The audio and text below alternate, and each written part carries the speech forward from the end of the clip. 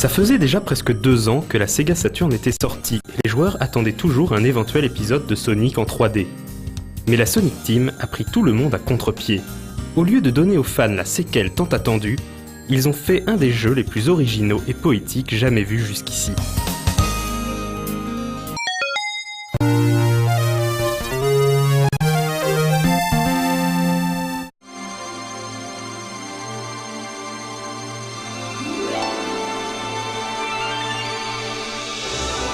Nights into Dreams est un jeu d'action onirique. Le joueur plonge dans les rêves d'Elliot et Clarice, 2 adolescents qui ne se connaissent pas encore et qui ont chacun un petit problème à résoudre. Elliot voudrait s'intégrer dans l'équipe de basket du coin de la rue, et Clarice veut réussir une audition pour une comédie musicale. Rien de bien dramatique, mais c'est suffisant pour qu'ils en fassent d'affreux cauchemars la nuit.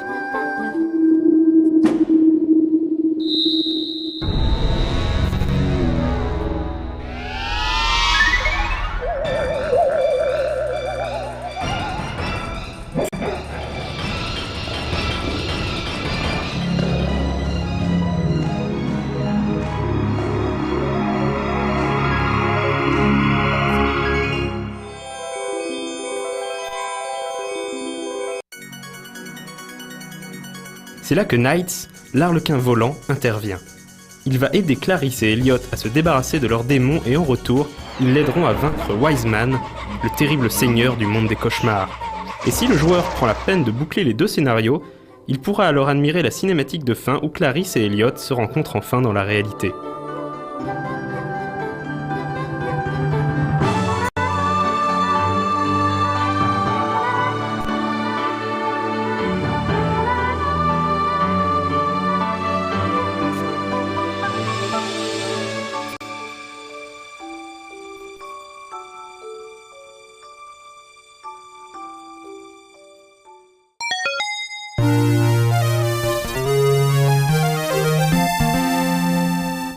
Tout a été fait pour que le joueur se sente plongé dans un rêve, et on sait bien que les meilleurs rêves sont ceux où l'on vole.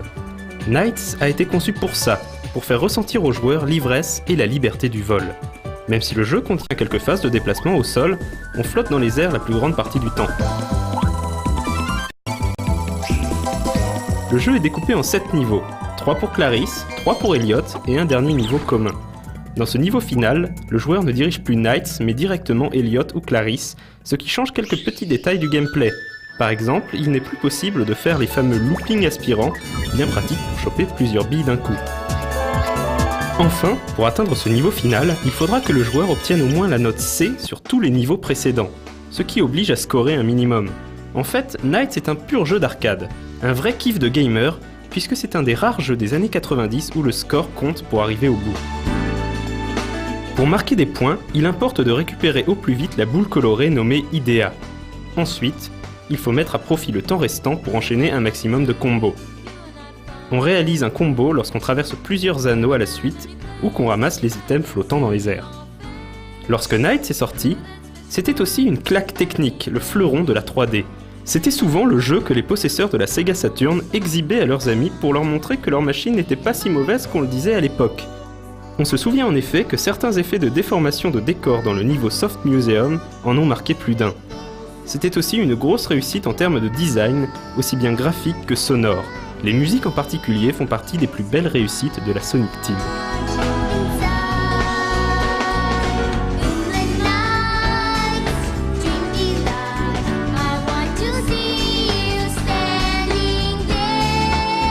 Le reproche qui revenait le plus souvent est qu'on ne pouvait pas bouger librement dans les décors. En effet, le joueur dirige son personnage sur une trajectoire établie. Et même s'il évolue dans un décor généré en 3D, la jouabilité reste en 2D. Pour les gamers purs et durs, cela n'a rien d'un défaut, au contraire. C'est bien ce parti pris qui permet au jeu d'avoir un tel rythme et de rentrer dans la catégorie des véritables jeux d'action où la performance du joueur veut vraiment dire quelque chose. Transformer ce gameplay en gameplay 3D en aurait fait un jeu d'exploration beaucoup moins excitant à l'usage.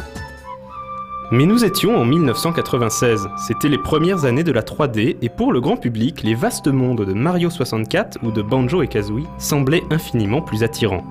Est-ce pour cela que Nights into Dreams n'a jamais eu de véritable suite ? À part quelques apparitions dans certains épisodes de Sonic, et malgré les attentes des fans, Knights n'a jamais eu droit à une suite digne de ce nom. Jusqu'à aujourd'hui, la Sonic Team est en train de travailler sur une séquelle pour la Wii.